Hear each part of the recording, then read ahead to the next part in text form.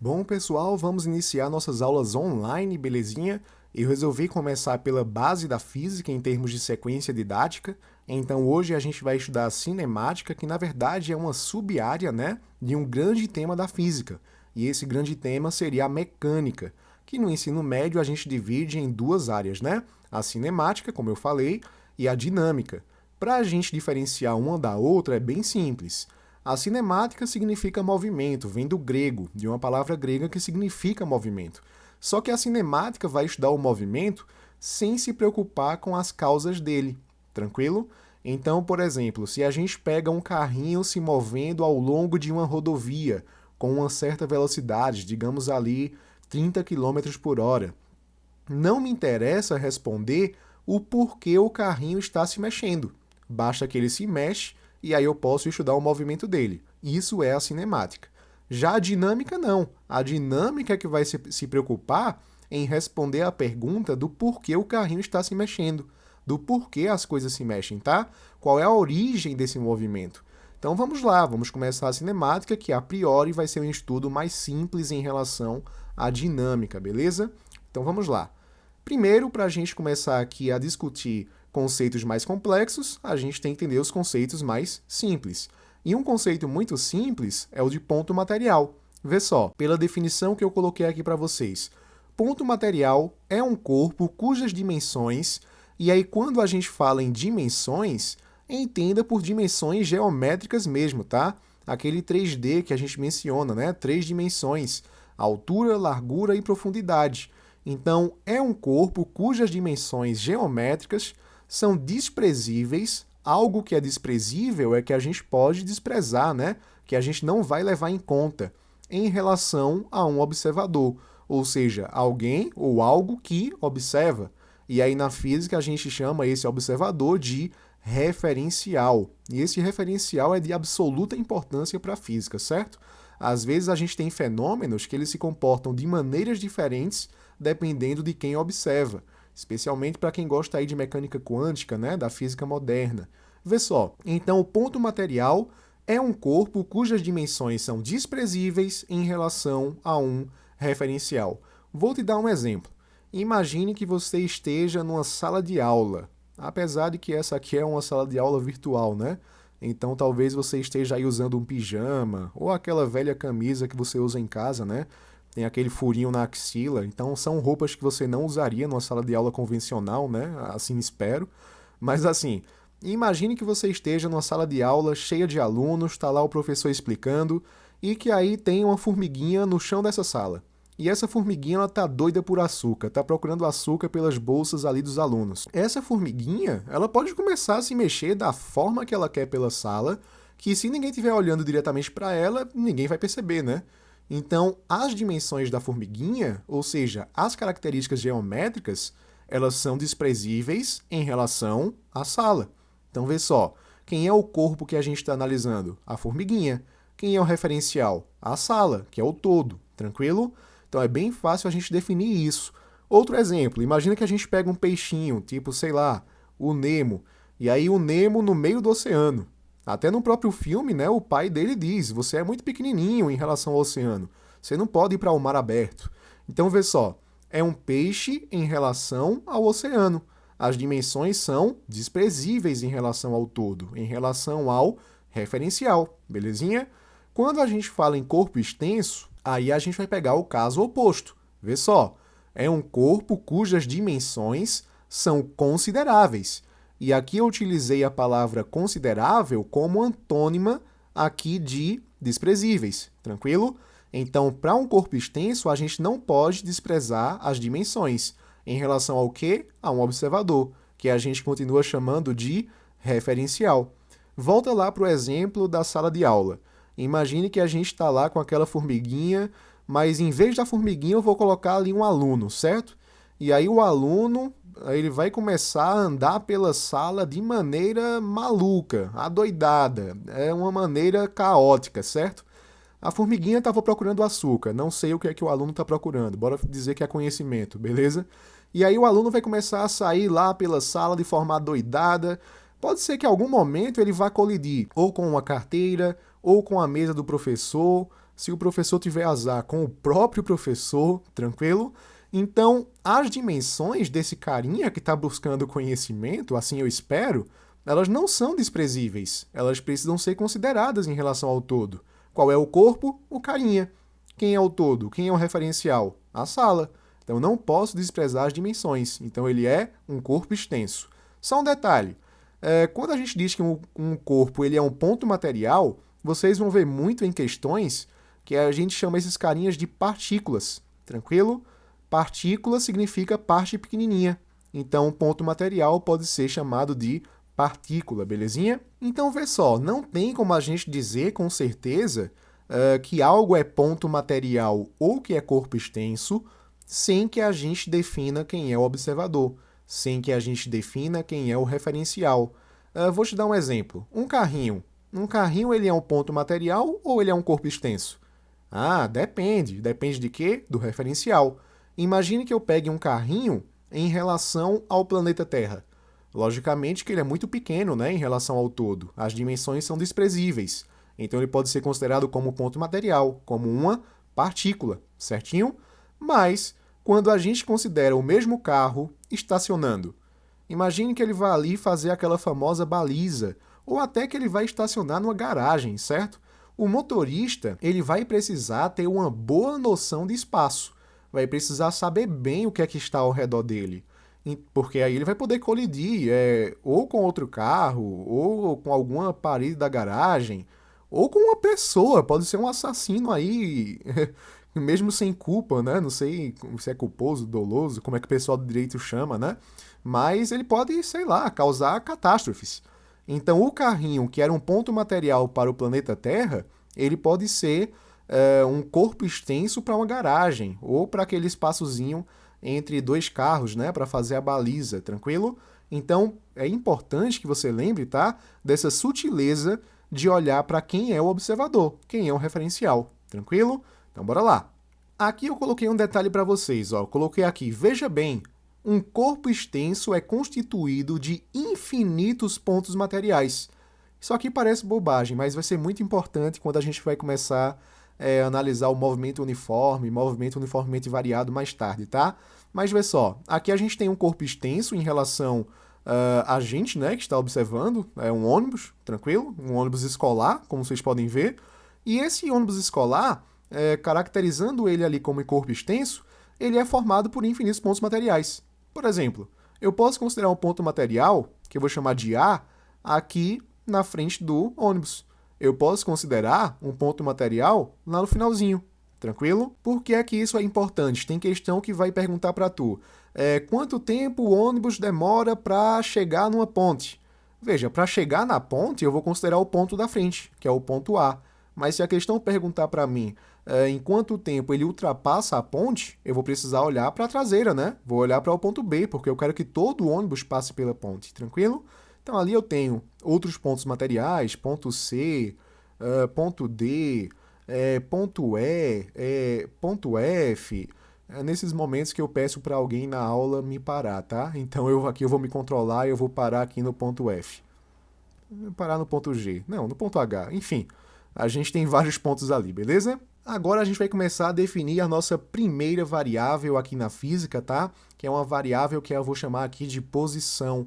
E posição na física a gente vai representar, claro, tem outros livros que vão ter abordagens diferentes, tá? Outros materiais, outros professores, mas geralmente a gente representa posição pela letra S, ou maiúscula ou minúscula. Eu vou colocar maiúscula porque na geometria a gente está acostumado a representar os pontos por letras maiúsculas, tá? Do nosso alfabeto.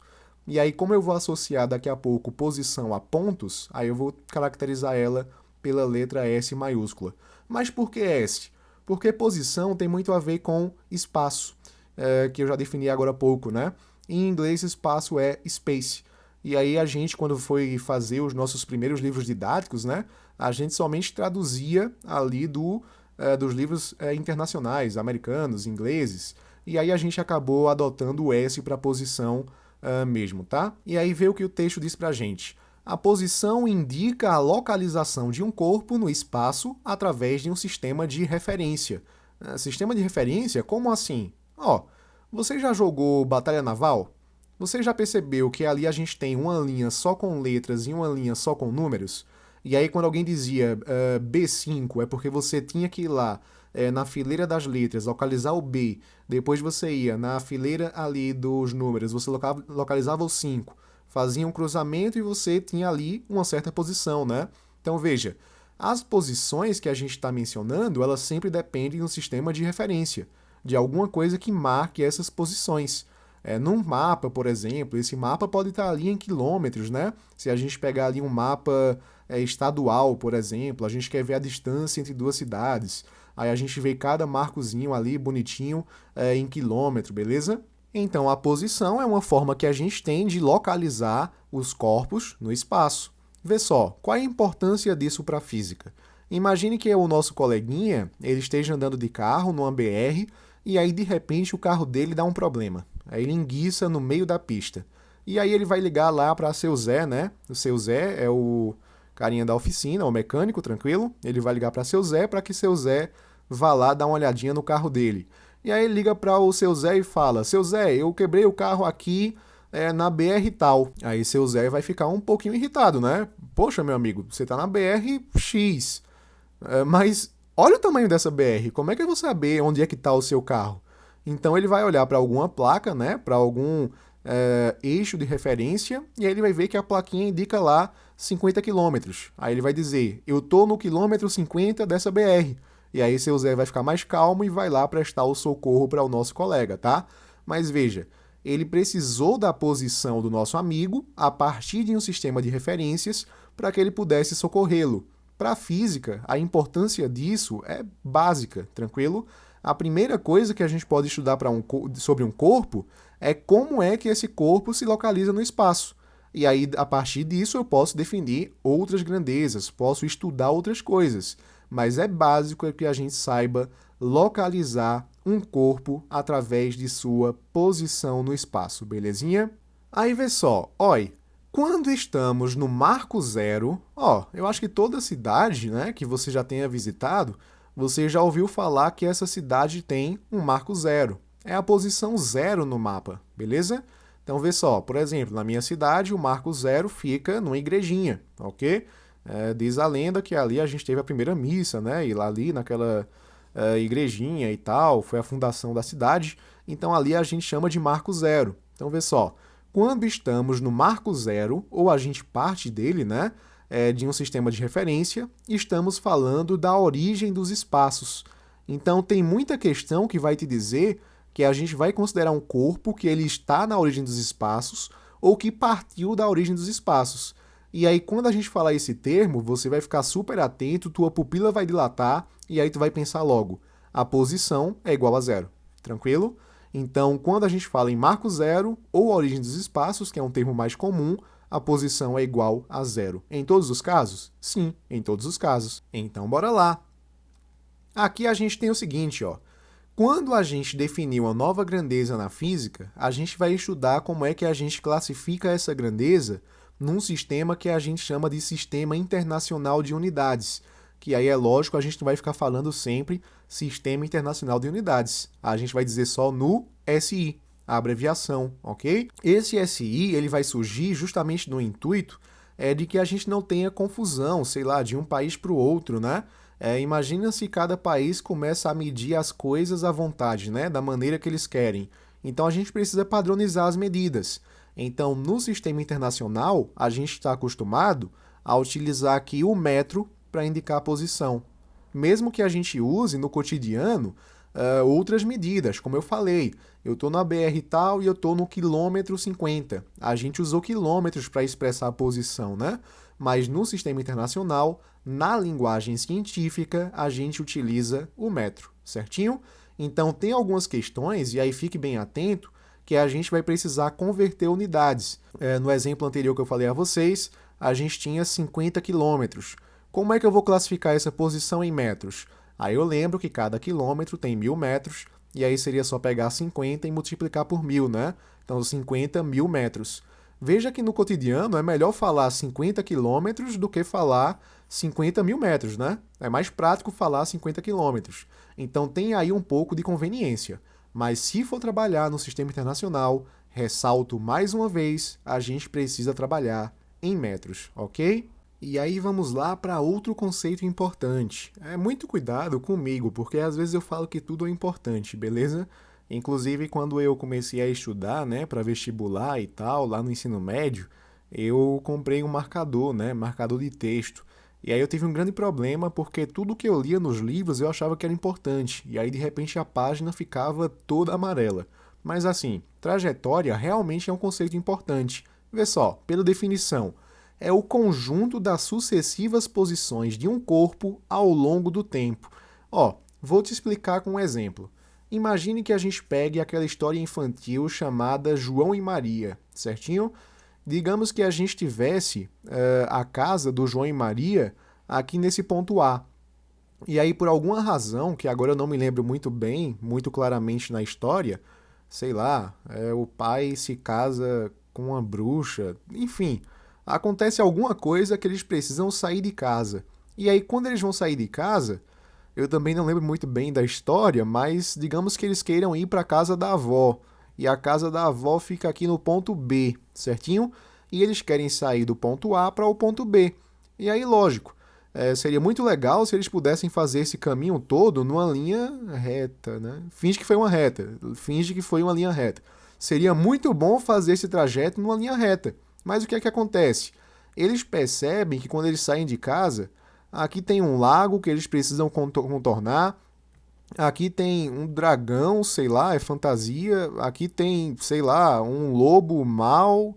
Enfim, eles vão fazendo diferentes caminhos, né, até chegar aqui no ponto B, certinho? Então veja, na história eles deixam alguma coisa para trás, né? Não sei se é pão, M&M, sei lá, brownie, brigadeiro, dudu, não sei. Eles deixam alguma coisa para trás. E essas migalhas de pão, acho que são migalhas de pão, essas migalhas de pão que eles vão deixando vão indicando para a gente quais são as sucessivas posições que eles tiveram ao longo do trajeto.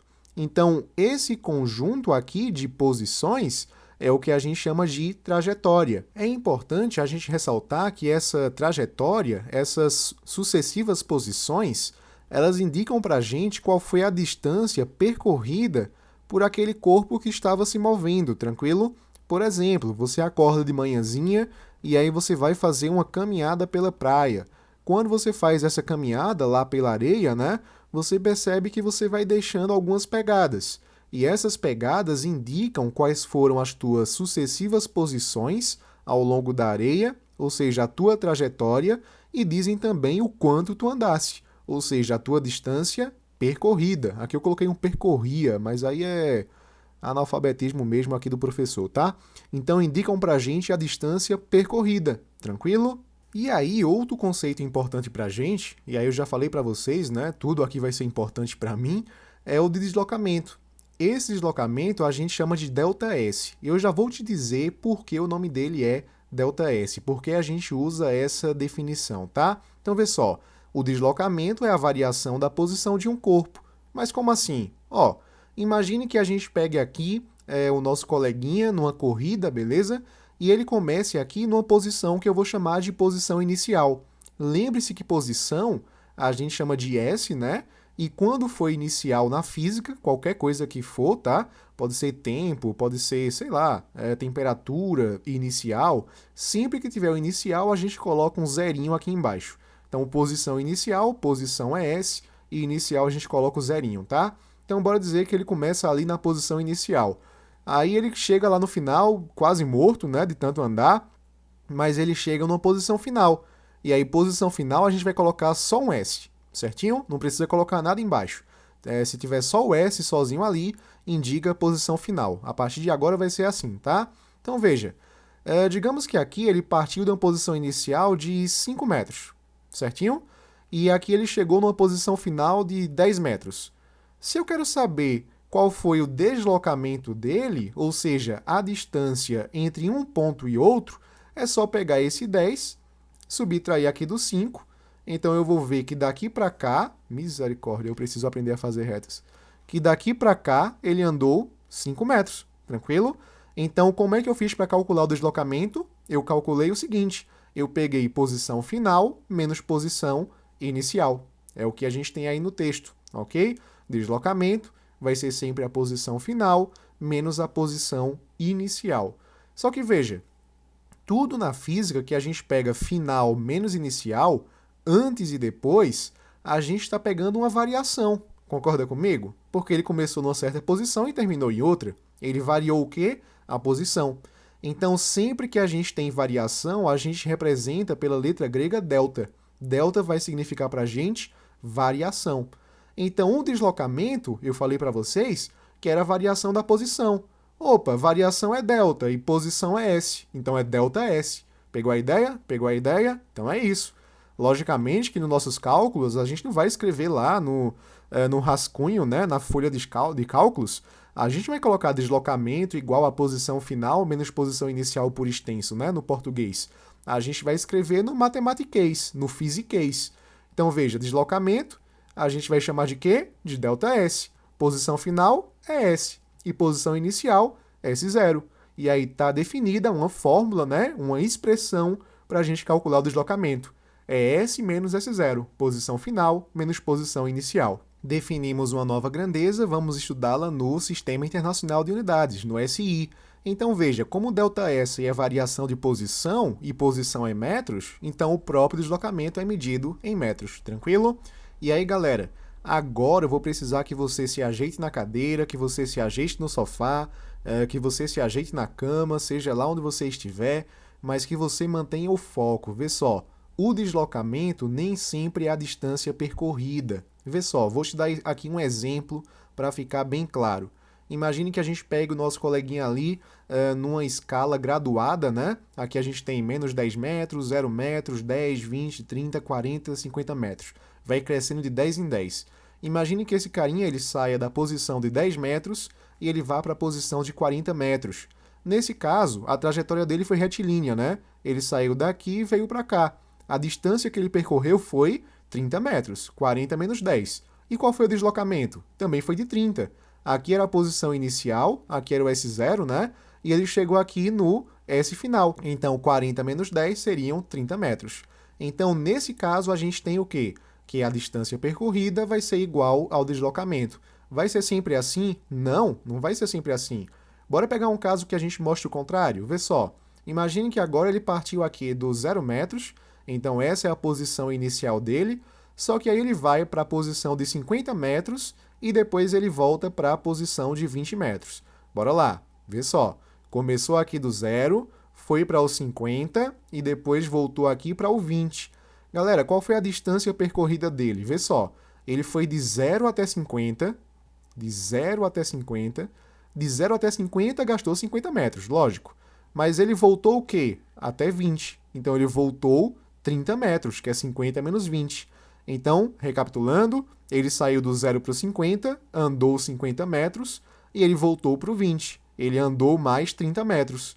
Então, nesse caso, a distância percorrida vai ser de quanto? De 80 metros. 50 mais 30, certinho? E qual foi o deslocamento? Pessoal, o deslocamento é igual a S menos S0. Qual foi a posição inicial dele? 0. Qual foi a posição final? 20. 20 menos 0, 20. Então, 20 metros é o deslocamento e 80 metros é a distância percorrida, é o que ele percorreu. Então, nesse caso, a distância percorrida não é igual ao deslocamento. Lembra do caso que eu peguei lá de João e Maria? Eu coloquei um ponto A assim, né? Um ponto B aqui, e aqui eu fiz alguma munganga, né? Uns negócios lá bem loucos, tranquilo? Mas veja, qual é o deslocamento do carinha? É a posição final, que é B, menos a posição inicial, que é A. Então, João e Maria, em termos de deslocamento, a gente considera só essa linha reta. Mas em questão de distância percorrida, aí a gente considera a trajetória de João e Maria, tá? Esqueci até aqui do laço, certinho? Então, distância percorrida nem sempre é deslocamento. Vai depender muito da trajetória e dos pontos que a gente vai considerar como posição final e posição inicial. Tranquilo? Vamos fazer uma questão para que a gente fixe isso direitinho. Vê só. Um carro realiza uma viagem saindo do quilômetro 20 de uma rodovia às 10 horas.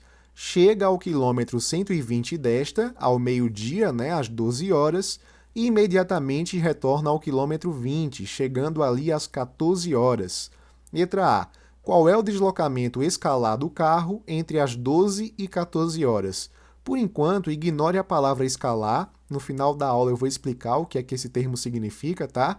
E vamos focar em encontrar o deslocamento do carro, tá? Primeiro, eu acho sempre importante que a gente tente esboçar a situação, porque isso dá uma noção mais clara da situação do enunciado. Então a gente tem dois marcos aqui, né? Dois marcos importantes. A gente tem a posição de 20 km e a gente tem a posição aqui de 120 km, beleza? E aí, vê só. A letra A quer saber o deslocamento do carro entre as 12 horas e as 14 horas. E onde é que ele estava nas 14 horas? 14 horas vai ser a posição final, né? É onde ele chegou. E aí a questão falou pra gente, ó, que ele chega no quilômetro 20, aqui, às 14 horas. Então, aqui na posição de 20 quilômetros, indicar o carro como uma bolinha, tá? A gente tem a nossa posição final. E qual é a posição inicial? É onde ele estava às 12 horas. E de acordo com a questão, ó, às 12 horas ele chegou no quilômetro 120, tranquilo? Então aqui seria a posição inicial. A letra A quer saber o deslocamento, que é ΔS, e a gente sabe que ΔS é posição final, que é S, menos a posição inicial, que é S0. Então ficaria ΔS tem que ser igual posição final, que é 20, e a posição inicial, que é 120. Então nosso ΔS vai ser 20 menos 120, que vai ser menos 100 km, certinho? Veja que o nosso resultado negativo indica algo importante para a gente na física. Vê só, olha bem para essa escala. Essa escala ela cresce da esquerda para a direita, porque começa aqui com 20 km e termina em 120 km. Começa num valor que é menor do que o valor final. Então aqui vai crescendo, né? 20, 30, 40, 50, 60 km, até chegar nos 120 km. Então a trajetória cresce aqui para a direita, certinho? O nosso resultado negativo indica que ele não seguiu essa escala de maneira positiva. Ele veio retornando, em vez de vir para o crescimento da escala, certinho? Então veja, na letra B a gente tem assim, ó, qual é a distância percorrida pelo carro entre as 10 horas e as 14 horas? Olha lá para o texto. Às 10 horas, ele estava no quilômetro 20. Ele estava aqui. Quando foi até meio-dia, ele veio para os 120 quilômetros. Só que aí depois ele retornou aqui às 14 horas, né, ao quilômetro 20. Então ele foi 100 quilômetros para ir e 100 quilômetros para voltar. Então a distância percorrida dele foi de 200 quilômetros. E se a questão perguntasse qual é o deslocamento? Seria zero, porque o deslocamento é a posição final menos a inicial. Qual é a inicial? 20 km. Qual é a final? 20 km. Ele voltou para cá. Então, nesse caso, ΔS seria zero, certinho? Então, belezinha, vida que segue. Agora a gente vai ver um conceito que é importantíssimo, é muito importante. É de você pegar o marca-texto e passar por cima desse termo umas 50 vezes, certinho? Tá? A gente vai aprender o que é o repouso. Pela definição, vê só, é quando um corpo não apresenta deslocamento, e aí se não apresenta deslocamento é porque a posição não varia, né? Não tem variação da posição. Nesse caso, a posição final é igual à posição inicial. Eu não mudei nada. Só que isso em relação a um observador, que a gente continua chamando de referencial. Então imagine uma sala de aula lotada. O professor se encontra encostado no quadro e ele observa a turma sentada ali nas carteiras, né? Vê só, para esse professor, ou seja, considerando o professor como referencial, a turma que está sentada está em repouso? Está, porque eles não se deslocam, né? Eles estão ali paradinhos, quietinhos, buscando conhecimento. Mas agora imagine que você seja um aluno e você está olhando para o professor. O professor está em repouso em relação a você? Está, porque ele está ali encostado no quadro explicando o assunto. Então ele não se desloca, ele não varia a posição ao longo do tempo. Tranquilo? Então, nesse caso, a gente diz que o professor está em repouso para os alunos. Mas aí imagina que o professor começa a andar pela sala e agora ele vai apresentar deslocamento em relação aos alunos, ou seja, o referencial é um aluno ali na sala. Então, nesse caso, a posição está mudando, a gente tem deslocamento. A gente diz que o professor está em movimento. E aí veja que repouso e movimento são conceitos que sempre dependem do referencial, assim como a gente viu com o ponto material e o corpo extenso. Belezinha? Agora vê só, a gente conseguiu definir que o professor andando pela sala está em movimento em relação aos alunos, mas os alunos, nesse caso, estão em repouso ou em movimento em relação ao professor? Resposta: estão em movimento. Por quê? Imagine o seguinte, imagine que você esteja de carro numa rodovia. Eu acho que você já deve ter percebido isso, provavelmente no tempo de criança, que quando o carro ele anda para frente, a paisagem ao redor do carro parece que está indo para trás. Percebe? Percebeu a ideia? Então, no caso do professor, ó, quando ele anda para frente, no campo de visão dele, na visão lateral, os alunos estão indo para trás. Então, os alunos estão sim em movimento em relação ao professor nesse caso, certinho? No caso do carro, a gente percebia que a paisagem também está em movimento em relação a quem está dentro do carro em movimento, certinho? O carro vai para frente, a paisagem vai para trás, belezinha? Agora eu vou te dar um outro exemplo. No caso mesmo desse professor, se ele está andando ali pela sala, será que a gente consegue encontrar algum referencial para o qual ele esteja em repouso? Consegue sim. Imagina que esse professor tenha piolho. Então, o piolho que está na cabeça do professor vai andar junto com o professor. Então, não existe deslocamento entre eles, porque eles compartilham sempre a mesma posição. Então, para o piolho, o professor, mesmo andando em relação aos alunos, está em repouso, certinho? Para o piolho, o professor está em repouso. Bora voltar para o caso do carro. Lá no carro, quando tu anda para frente, se tu observar alguém na paisagem, essa pessoa está em movimento em relação a você, né? Essa pessoa no seu campo de visão está indo para trás. Mas uma pessoa que esteja ao seu lado, sei lá, no banco dos passageiros, está em repouso, porque você está andando a mesma coisa que essa pessoa. Então não existe deslocamento relativo entre vocês. Se não existe deslocamento, não existe movimento, existe apenas repouso, certinho? Imagine que a gente vá para um velório. O defunto, ele está em repouso ou está em movimento? Depende do referencial. Para a viúva que tiver parada ali ao lado do caixão, ele está em repouso, porque a posição dele não muda e a viúva também não está andando, né?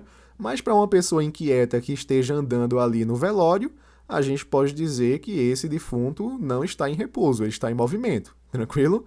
Porque a pessoa que anda vai observar no campo de visão dela o caixão indo para frente ou para trás, né? Então, nesse caso, o defunto não estaria em repouso, coitado, certinho? Tem também um caso que é o seguinte, imagine que você esteja dentro de um ônibus e aí alguma pessoa esqueceu de puxar a cordinha para indicar a parada. Aí o motorista passa direto lá pelo ponto. E aí alguém grita, moço, nós passamos pelo ponto. E aí o motorista responde, não, nós não passamos pelo ponto.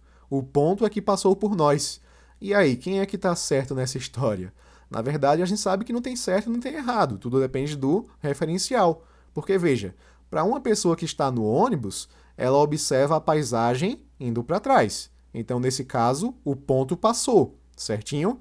Mas se a gente considerar uma pessoa lá no ponto de ônibus, ela vai ver o ônibus passando, tranquilo? Então, nesse caso, foi o ônibus que passou, belezinha? Então, tudo depende do referencial. Nunca se esqueça disso. Logicamente que aqui a gente pode pegar vários exemplos para a gente viajar neles, né? Tente exercitar um pouco isso e aplicar no seu cotidiano. Exemplo, se você tem uma pessoa que anda ao seu lado, sei lá, de mãos dadas, vocês estão em repouso entre si, né? Porque a posição de vocês não varia um para o outro, certo? Não existe deslocamento relativo. Nesse momento, você está aí sentado assistindo essa videoaula. Você está em repouso em relação à Terra, porque a Terra gira, mas você está na Terra, você gira junto dela. Mas para um referencial fora da Terra, por exemplo, muito perto do Sol, vai observar que a Terra tem um movimento, né? E você que está na Terra está se movimentando junto dela. Então, mesmo você sentado ali na Terra, você está em movimento para esse referencial. Então, tente aplicar isso numa escala cada vez mais cotidiana, tá? Tente aplicar o seu conhecimento. Vê só, aqui tem um exercício para a gente praticar um pouco esse conceito. Um professor de física, verificando em sala de aula que todos os seus alunos encontram-se sentados, é basicamente o exemplo que eu dei agora há pouco, né? Passou a fazer algumas afirmações para que eles refletissem e recordassem alguns conceitos sobre movimentos. Das afirmações seguintes, formuladas pelo professor, a única correta é: letra A. Pedro, que é um aluno da sala, está em repouso em relação aos demais colegas, mas todos nós estamos em movimento em relação à Terra. Galerinha, isso é falso, né? Porque, veja, Pedro realmente está em repouso em relação aos demais colegas, porque todos estão sentados, né? Então, para eles, Pedro não varia a posição dele. Se não varia a posição, não tem deslocamento, não tem movimento, está em repouso. Mas ele fala que todos nós estamos em movimento em relação à Terra. Galera, não. Se a gente tem ali os alunos paradinhos, quietinhos, eles estão girando junto com a Terra.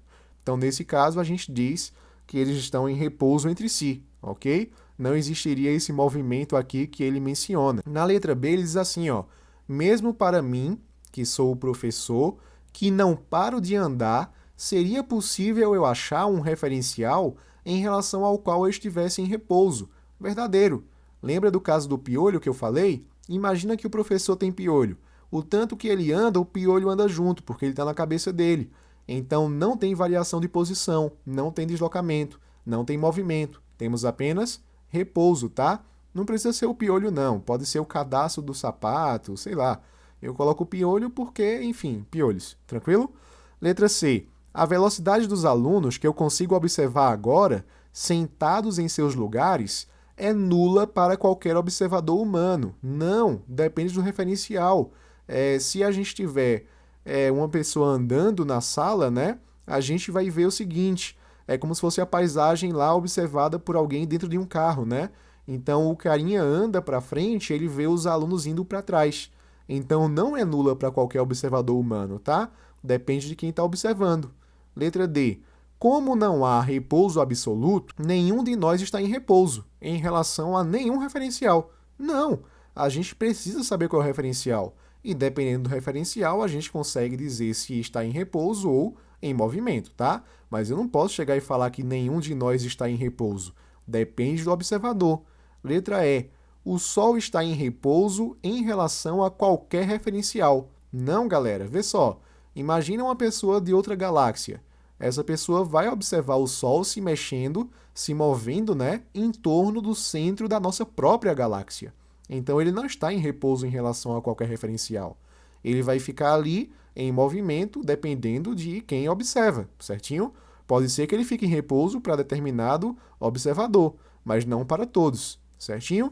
Então bora ver aqui uma outra questão. A resposta dessa foi letra B, de beriberi, beleza? Então, vê bem aqui, ó, tem uma questão aqui com a tirinha da Turma da Mônica. Leia com atenção a tira da Mônica mostrada abaixo e analise as afirmativas que se seguem, considerando os princípios da mecânica clássica. Então, aqui na tirinha a gente tem como personagens aí o Cascão e o Cebolinha, né? Aí o Cascão tá andando de skate e diz o seguinte: lá vai o Ás do skate. E aí o Cebolinha fala: Cascão, você não sabe que é proibido andar de skate aqui no parque? E aí o Cascão, né, dando uma tirada nele, responde: mas eu estou parado, quem está andando é o skate.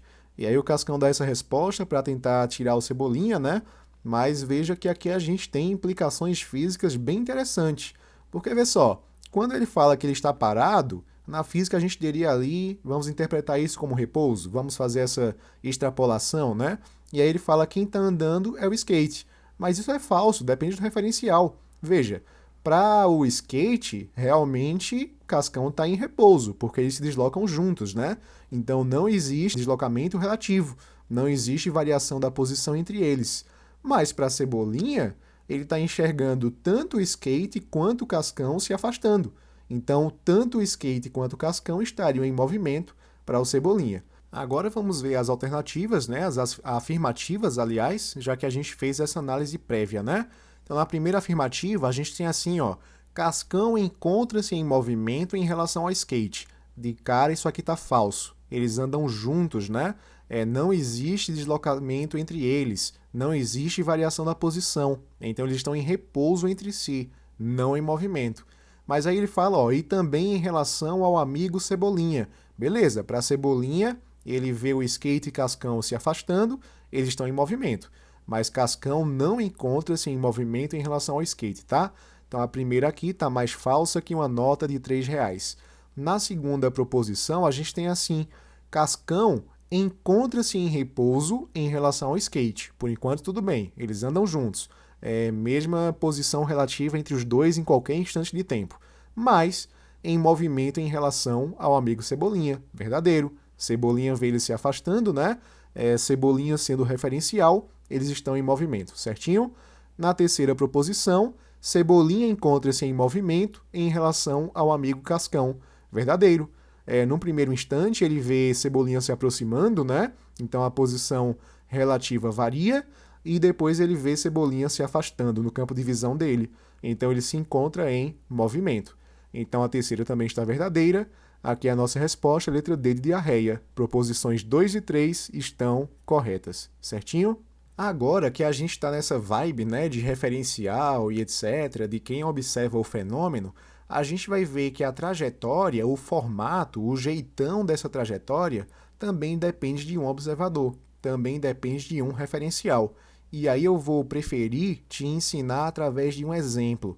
Então, vê só, imagina que a gente tem aqui um helicóptero, tá? Eu aprendi a desenhar esse helicóptero com um aluno meu, Rafid. Ele disse que para desenhar um helicóptero é muito fácil, é só você desenhar um peixe com hélices, tranquilo? Foi o que eu fiz, ok? E que aí, nesse helicóptero, a gente tenha um carinha segurando um caixote, e a ideia é que ele jogue esse caixote para esse náufrago aqui na ilha, tá? E também a gente tem um outro carinha presente na cena, ele vai observar, na verdade, que é esse pescador aqui no barco, beleza? Então veja, à medida que o tempo passa, esse helicóptero vai se aproximando lá da ilha. Então ele vai soltar esse caixote nesse momento. Veja o que acontece no próximo instante. Aí o caixote vai caindo, né? Mas como tanto o caixote quanto o helicóptero estavam vindo para cá, eles compartilham a mesma velocidade horizontal, né? Então é por isso que, mesmo caindo aqui na vertical, ele continua a andar também, né, na horizontal, certinho? Passa mais um instante de tempo, a gente percebe que o caixote vai ficando cada vez mais baixo, né? Até que chega ali na ilha do nosso náufrago, né? O bichinho ali já estava cansado de brincar com o Wilson, né? E aí ele precisava se alimentar, então ele recebeu esse caixote ali de comida, tá? De suprimentos. Vê só, a ideia é perguntar para vocês como é que o pescador enxerga este fenômeno e como é que o carinha que está no helicóptero enxerga este fenômeno. Então veja, tudo que o carinha que está pescando enxergar, eu vou representar aqui de vermelho, tá? E tudo que o carinha que está pendurado no helicóptero enxergar, eu vou representar aqui de azul, belezinha? Então veja, para o carinha de vermelho, ele observou o caixote inicialmente nesta posição. Depois ele observou nesta, depois nesta e depois nesta aqui. Então, se a gente juntar todas essas posições, lembre-se que a trajetória é o conjunto de sucessivas posições, né?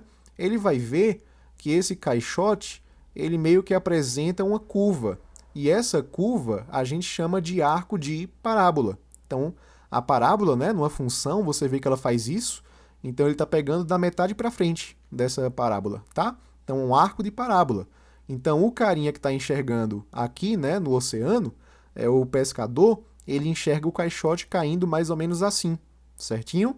Já o carinha que está lá pendurado no helicóptero, ele vai enxergar o seguinte, inicialmente ele enxergava aqui, depois ele enxerga aqui, depois aqui e depois acolá. Mas veja que para ele, ó, o caixote sempre andava na horizontal junto com ele. Então ele só se mexia na vertical. De que forma? Caindo. Então o carinha que está no helicóptero, ele enxerga o fenômeno desta maneira, como uma reta vertical e o negócio lá caindo, né? Enquanto o carinha que pescava enxergava o trajeto, né, do caixote ao longo de um arco de parábola. Então a trajetória vai depender do observador também, galera. Não se esquece disso. A trajetória também é um conceito físico que depende do observador, depende do referencial. A gente vai fazer algumas questões que vão trabalhar com isso, tá? Então vamos lá, simbora now, né? Então veja, um avião voando em linha reta com velocidade constante em relação ao solo, ou seja, a mesma velocidade o tempo todo, né? É isso que ele quer dizer quando ele fala que a velocidade é constante, abandona uma bomba. Veja que no meu exemplo eu fui gentil, né? Coloquei um caixote com alimentos. Aqui a questão está envolvendo uma bomba abandonada por um avião. Se a resistência do ar sobre ela puder ser desprezada, quando ele fala resistência do ar, é tipo assim: imagine que você coloque a sua mão por fora da janela de um carro, e aí o carro começa a entrar em movimento. Você percebe que o vento meio que joga sua mão para trás, né? Então ele fala para desprezar o ar, ou seja, desprezar a resistência que o ar pode fazer, no meu exemplo, na mão, né? Só que nesse caso, na bomba, tá? Então veja, se a resistência do ar sobre ela puder ser desprezada, a trajetória dessa bomba será em forma de uma. Então veja que isso depende do referencial, mantenha isso em mente, tá? Letra A, parábola para um observador que estiver no avião. Não, é como a gente viu aqui no exemplo, né? Para quem está no avião, nesse caso no helicóptero, a gente percebe que alguém que esteja no helicóptero vai perceber somente o movimento vertical, certinho? Não observa parábolas, beleza? Na letra B a gente tem linha vertical para um observador que estiver fixo no solo. Não, para um observador fixo no solo é como se fosse o pescador. Então ele vai observar, sim, dessa vez, um arco de parábola, certinho? Bora continuar. Letra C de cirrose. Linha reta horizontal para um observador que estiver no avião. Não, é uma linha reta vertical. Aí letra D. Linha reta vertical para um observador que estiver no avião. Verdadeiro. Letra D de diarreia é a nossa resposta. E a letra E tem mesma figura para qualquer observador. Falso. A gente viu que o formato da trajetória depende, né, do referencial. E aqui a gente ainda tem um absurdo de falar que independe do referencial, ok? Então aqui, realmente, a nossa resposta é a letra D de diarreia. Bora ver outra questão. Aqui a gente tem o seguinte, ó. Júlia está andando de bicicleta com velocidade constante quando deixa cair uma moeda. Tomás está parado na rua e vê a moeda cair. Considere desprezível a resistência do ar, por razões que eu já mencionei no quesito anterior, né? Assinale a alternativa em que melhor estão representadas as trajetórias da moeda como observadas por Júlia e por Tomás. Então vê, digamos que a moeda esteja aqui, e aí ela cai. Como ela tem uma velocidade horizontal para cá, por conta da bicicleta, né? Então ela vai caindo assim, né? Então, para alguém que esteja fora da bicicleta, ou seja, no solo, né, na rua, é o caso de Tomás, ele vai ver que aqui a gente tem um arco de parábola, né, caindo para cá. Já Júlia não. Júlia, ela está andando junto da moeda, né? Então elas têm a mesma velocidade horizontal. Então a moeda estava aqui, veio para cá, veio para cá, veio para cá. Só que para Júlia, veja, ela estava aqui, depois ela estava aqui, depois aqui e aqui. Ela só viu a moeda caindo na vertical, certinho? Então, Júlia vai ser na vertical, a gente pode descartar isso aqui e só isso aí, né? Então, pode ser letra C ou letra D. Só que aqui na letra D a gente tem uma reta, né? Vertical para Tomás e a gente viu que, na verdade, a gente tem um arco de parábola. Então, letra C de cirrose é a nossa resposta. E agora, galerinha, eu vou pegar um exemplo em que a gente vai considerar sim a resistência do ar, só para que a gente pense um pouquinho. Vê só, era 6 de agosto de 45, às 8h15 da manhã, no Japão, quando o Silveira, porque eu não sei dizer esse nome, um bombardeiro B-29 norte-americano, lançou contra a cidade de Hiroshima o primeiro ataque atômico da história da humanidade, despejando sobre a cidade uma bomba atômica de 4.500 quilogramas. Isso aqui parece questão do Enem, né? Textos enormes para a gente colher alguns dados. A cidade foi arrasada e 70 mil pessoas morreram nos primeiros segundos após a explosão. Até hoje, o número de mortos decorrentes dessa operação está sendo contabilizado e já ultrapassou 250 mil. Lançada a bomba, a tripulação do B-29 assume tática evasiva, que permite seu retorno à base.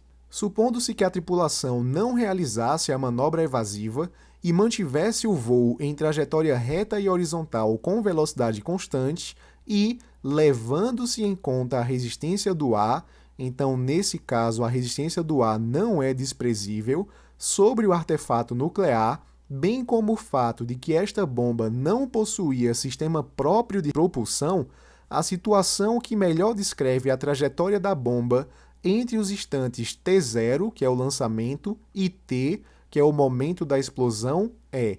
Então aqui a gente tem algumas alternativas. Vê só, o que é que acontece? Quando a gente olha para a letra B de beriberi, a gente já bate o olho e a gente já fica, assim, meio animado, né? Porque é algo que a gente já conhecia.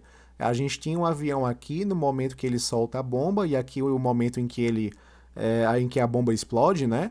E a gente estava acostumado a ver esse tipo de trajetória em relação a um observador fixo no solo, né? Mas veja que esse caso ele só é possível se a gente desprezar a resistência do ar. Lembra que eu falei que quando a gente coloca a mão para fora da janela de um carro em movimento, a nossa mão é jogada para trás por conta da ação atmosférica, né? A ação do ar. Então, mesma coisa aqui é com a bomba. Ela tenta vir para cá, só que a resistência do ar não vai deixar que ela mantenha a velocidade horizontal constante. Então, a nossa resposta estaria aqui na letra C, porque a resistência do ar vai fazer com que ela caia um pouquinho atrás aqui do avião, belezinha? Então, letra C de catapora é a nossa resposta. A letra A tem um absurdo, né? É como se a bomba ela acelerasse, ou seja, ela superasse a velocidade horizontal do avião e caísse depois dele, certinho? A letra D diz que a bomba só cai na vertical, mas a gente sabe que esse avião tem uma velocidade horizontal, então a bomba vai acompanhar um pouco esse avião, né? Se não tivesse resistência do ar, acompanhava até o fim, que seria a letra B. Mas como tem resistência, ela vai cair um pouquinho antes, né? É o que diz a letra C, que é a nossa resposta. E na letra E, a bomba cai para trás. Vai que aqui existe um super imã, né, puxando a bomba. Só seria aí esse caso, né, em que a gente poderia validar a letra E, belezinha? Então, letra C de cirrose, de catapora, é a nossa resposta. Pessoinhas, o que a gente vai ver agora é já para puxar o gancho para as próximas aulas, tá? Porque, veja, a gente vai falar em velocidade de um corpo nas próximas aulas. E essa velocidade geralmente tem uma certa direção. Quando a gente fala em direção, é o caminho, é a trajetória, digamos assim, em que um corpo pode percorrer, no caso da velocidade. Mas isso aí pode servir também para outras grandezas físicas, como a gente vai ver adiante, certinho? Então veja, aqui a gente tem uma posição, aliás, uma direção aqui na horizontal, a gente tem aqui uma direção na vertical e a gente também tem uma direção inclinada, beleza? Veja que, por exemplo, nessa horizontal, na direção horizontal, a gente pode ir para dois caminhos, né? A gente pode ir para a direita e para a esquerda. Os caminhos possíveis que a gente pode tomar numa direção, a gente costuma chamar de sentido, beleza? Então, na direção horizontal, a gente pode ir para a esquerda, para a direita. São esses dois sentidos. Na direção vertical, tipo um elevador, né? A gente pode ir para cima e para baixo. E aqui na direção inclinada que eu coloquei anteriormente, aqui a gente teria o sentido nordeste e o sentido sudoeste, belezinha? Então, veja que em cada direção que a gente colocou aqui, a gente tem dois sentidos possíveis, belezinha? Ó, aí nisso a gente pode definir o que é uma grandeza física, e a gente já trabalhou grandezas físicas ao longo dessa aula. Então, de forma geral, são grandezas que a gente pode medir. Então, a posição que a gente estudou é uma grandeza física, porque a gente media ela, né? Ela tinha uma unidade que a gente utilizava, que era o metro no sistema internacional. Então, a posição, o deslocamento são grandezas físicas, sendo que essas grandezas físicas podem ser subdivididas em grandezas escalares, e aí vê só, são as grandezas físicas que necessitam somente de um módulo. Esse módulo a gente pode chamar também de intensidade, tá? E de uma unidade. Por exemplo, a massa de um corpo, que a gente representa pela letra Mzinho, tá? M minúsculo. Então, se alguém fala pra gente que um corpo tem 50 quilogramas, por exemplo, o professor que vos fala, né? Eu ando pela rua, a galera olha pra mim e fala, nossa, esse cara tem 50 quilogramas, esse cara é um modelo de passarela. Então, quando a gente fala que algo tem 50 quilogramas, o 50 é a intensidade, é o módulo, tá? Por exemplo, 50 kg tem uma certa intensidade, mas 100 kg tem outra intensidade, tá? E o quilograma ele vem para caracterizar aqui a massa, ou seja, caracterizar a grandeza física. Quando eu falo 50 quilogramas, você pensa intuitivamente em massa. Ninguém vai ouvir 50 quilogramas e vai dizer, ah, nossa, isso é uma posição. Tranquilo? Isso é um deslocamento. Da mesma forma, quando eu falo metro, eu penso em deslocamento, penso em posição. Da mesma forma que eu falo, sei lá, a temperatura da sala está a 20 graus Celsius. Então veja que 20 é a intensidade e graus Celsius ali é a unidade que a gente usa para a temperatura. É o RG da grandeza física, belezinha? Quando a gente fala em grandezas vetoriais, a gente está falando de grandezas que elas não se satisfazem somente com o módulo. Elas precisam também de uma direção e de um sentido para que ela seja melhor caracterizada. Isso aí é representado por um vetor. Daqui a pouco eu já explico para você o que é um vetor, tá? Então, digamos que a gente pegue uma entidade física bem conhecida, que é a força, tá? Então, a gente sabe que a força, a gente mede ela em newtons, tá? Então, a unidade que a caracteriza é o newton, belezinha? Imagine que a gente pegue aqui esse carinha, ele está empurrando esse bloquinho, né? E ele empurra esse bloquinho na horizontal. Veja que eu já tenho uma direção. E além de empurrar na horizontal, ele está empurrando para a direita. Então, tem uma direção, que é a horizontal, tem um sentido, que é para a direita. Então, quando a gente tem essas três características, módulo, direção e sentido, por exemplo aqui, ó, 50 newtons, né? Mais 50 newtons na horizontal e para a direita. Então a gente tem uma grandeza vetorial. Aí tem um detalhe. Quando a gente tem uma grandeza vetorial, no caso da força, aqui a gente coloca F para representar a força, e aqui em cima do F a gente coloca uma setinha para a direita, né? Isso vai indicar para a gente que a gente tem uma grandeza vetorial, uma grandeza que tem uma dependência de um vetor. E o que é esse vetor? É um segmento de reta orientado, usado para indicar essas grandezas vetoriais. Aqui, por exemplo, a gente tem a força. Ó. Isso aqui é um segmento de reta orientado na vertical, aliás, na horizontal para a direita, certinho? Mais adiante, a gente vai aprender como é que a gente trabalha com esses vetores. Mas como a gente está trabalhando até agora com grandezas escalares, não vai ser necessário que a gente trabalhe operações vetoriais por enquanto, beleza? A cinemática que a gente está aprendendo nesse momento é a cinemática escalar. É a cinemática em que a gente trabalha somente com módulos, certinho? Mas veja que a gente pode começar a pensar que a cinemática também tem uma característica vetorial. Por exemplo, quando eu falo em velocidade, um carro tem 20 km por hora. Nesse momento, eu estou falando numa grandeza escalar. Mas se eu falar que esse carro tem 20 km por hora e que ele vai de uma cidade A para uma cidade B, eu estou indicando para ele uma direção, que é a direção entre essas duas cidades, e um sentido, né? Porque é de A para B. Então, essa velocidade também pode ser caracterizada como uma grandeza vetorial. Naquele primeiro momento que eu falei, um carro ele percorre ali uma distância com 20 km por hora. Naquele momento eu tratei de grandeza escalar. Não disse qual era a direção, não disse qual era o sentido. Aí nesse caso, a gente costuma dizer que essa velocidade ela é uma rapidez, tá? A rapidez ela seria escalar, mas a velocidade em si seria vetorial, porque eu preciso da direção e preciso do sentido. Mas essa discussão a gente vai aprofundar no futuro. É mais para que vocês já peguem aí o conceito e vocês possam refletir sobre ele, tá? Bom, pessoal, chegamos ao final da nossa aula. Por favor, deixa aí um gostei caso você tenha realmente gostado da aula. Se inscreva no canal, compartilhe com a galera. E na próxima aula a gente vai começar a trabalhar com velocidade média e velocidade instantânea, belezinha? Então, até a próxima!